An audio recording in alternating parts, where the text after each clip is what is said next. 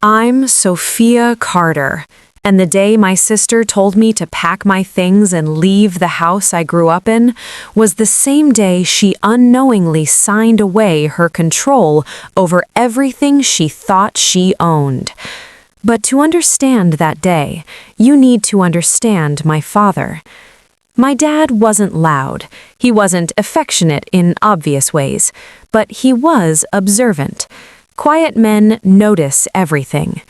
After my mom passed when I was 12, it was just the three of us, Dad, my older sister Amelia, and me. Amelia was always the golden one, beautiful, confident, demanding. Dad gave her the bigger bedroom, paid for her out-of-state college, funded her boutique business when she decided corporate life wasn't for her. Me? I stayed local, worked part-time, studied finance, came home every weekend, cooked when Dad worked late, managed his medications when his blood pressure got worse. But love in some families is measured loudly, and silence is mistaken for weakness. Amelia never said it directly, but I could feel it. She thought I was the practical one, the one who would stay, the one who didn't need more. Then Dad got sick. Not suddenly, gradually.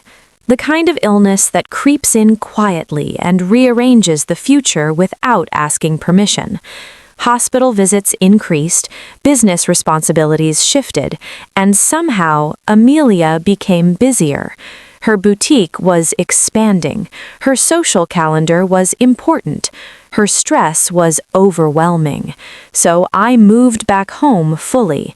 I handled insurance, met with doctors, balanced bills, sat by his bedside at 2 a.m. And sometimes, when he thought I was asleep in the chair next to him, he would just look at me, like he was thinking, measuring something. One night, about 3 months before he passed, he said something strange. "Sophia?" "Yeah, Dad?" "Not everyone who stands closest to you is building with you." I frowned. "I don't understand." "You will." That was it. No explanation, no elaboration. 3 months later, he was gone. The funeral was large. Dad had been respected in the community, owned multiple rental properties, investments, the house. Amelia cried dramatically, held hands, accepted condolences like an heiress receiving her crown. I cried quietly, because grief is different when you were the one there at 2 a.m. A week after the funeral, Amelia called a family meeting, which was ironic because it was just the two of us. She stood in the living room, our living room, holding a folder. "I spoke with Dad's attorney," she announced, already using past tense like she was transitioning ownership. "And?" I said. "And everything transfers to me," she said, casually, like she was discussing weather. I blinked. "What do you mean, everything?" "The house, the properties, his primary accounts." I felt something shift in my chest. "That doesn't sound right." She shrugged. "I'm the oldest." "That's not how wills work." She smiled, condescendingly. "There's no reason for you to worry, Sophia. I'll be generous." Generous, in my own home. I stayed calm. "Can I see the will?" "It hasn't been finalized yet. There are probate steps." Convenient. Then she dropped the real reason for the meeting. "You should probably start looking for an apartment." Silence. "I'm sorry?" "This house is large, expensive. I may sell it, and I don't want complications." Complications. I looked around the room. The couch Dad refused to replace. The scratch in the wood from when I dropped a science project volcano in 8th grade. The kitchen where I learned to cook because Mom wasn't there to teach me. "You're asking me to leave?" "You're telling me." Cold, efficient, like she'd rehearsed it. "I lived here too, and I'm the legal heir." Her confidence was unshakable, which made me suspicious. "Fine," I said quietly. "I'll speak to the attorney myself." Her jaw tightened. There's no need. There is. She crossed her arms. You always think you're smarter than everyone. No, I just ask questions. That night, I packed one suitcase, not because I had to, but because I wanted to see how far she would go. As I walked toward the door, she didn't stop me, didn't hesitate, didn't soften. She stood there like a queen claiming territory. Good luck, she said. I paused, turned slightly, and for the first time since Dad died, I smiled, because Amelia had made one critical mistake. She assumed silence meant surrender. The next morning, I walked into the office of Daniel Reeves, Dad's attorney for 27 years. He looked surprised to see me. Sophia? I'd like to see my father's will. He hesitated. That's complicated. Why? He adjusted his glasses. Because there's two versions. My heartbeat slowed. Explain.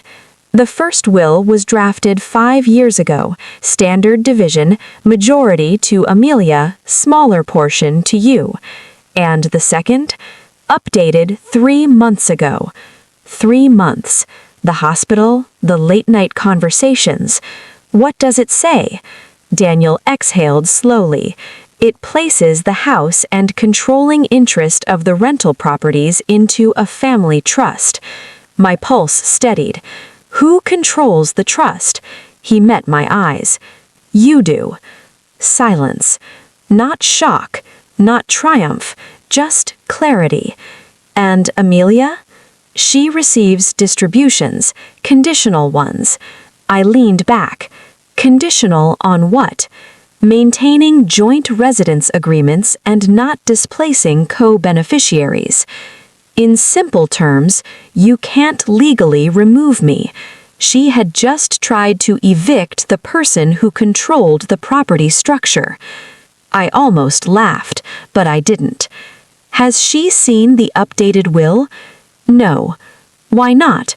Your father requested it be presented after a formal reading next week. Of course he did.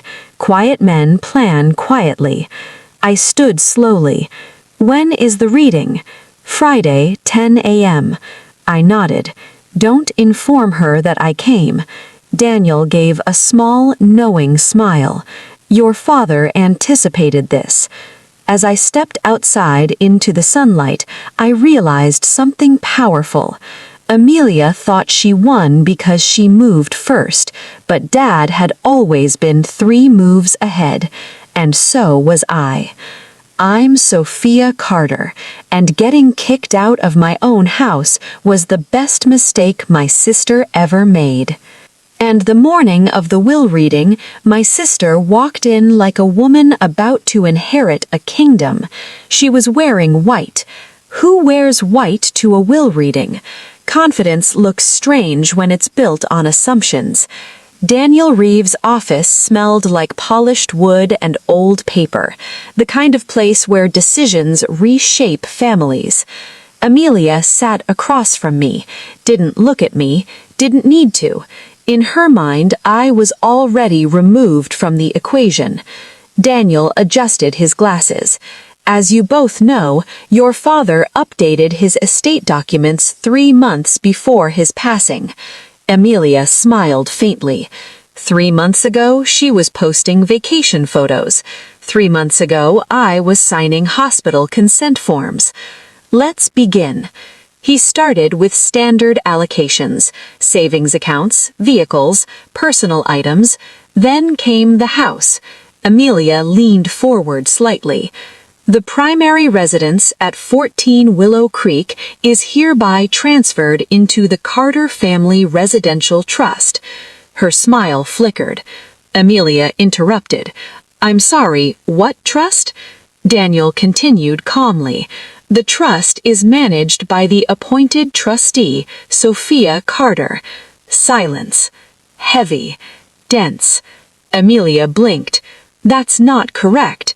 Daniel slid a document across the table. Signed, witnessed, notarized. 3 months ago. I don't understand. The residence and associated rental properties are held in trust. Sophia maintains controlling authority over property decisions. Her face lost color. That's impossible. No, Daniel replied gently. It's legal. She finally looked at me. Really looked at me. When did you do this? I didn't, I said quietly. Dad did. Her voice sharpened. You manipulated him. There was it, the accusation insecure people always use when they lose control. I was the one taking him to appointments, I replied calmly. I was the one sitting beside him at night. If anyone influenced him, it was time. Daniel cleared his throat.